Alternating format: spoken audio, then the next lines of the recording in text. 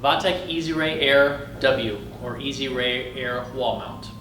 To turn the device on, we're going to toggle our on switch on the right side of the wall mount.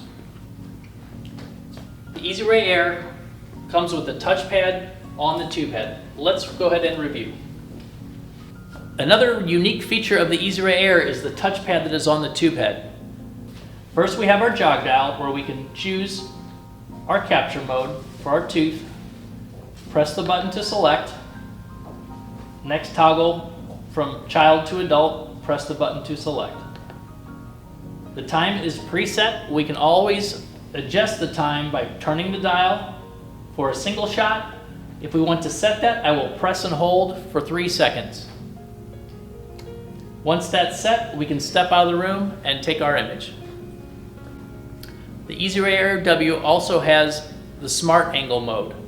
If I choose auto, this allows the device to detect the preset mode for various modes. I have my bite wings featured now. If I need to take that anterior shot, as I change my angle, you can see it changes for the shot that we are going to take. So no need to choose automatically with the jog dial. The other option is to use your jog dial to choose your mode, adult or child, and finally your time setting.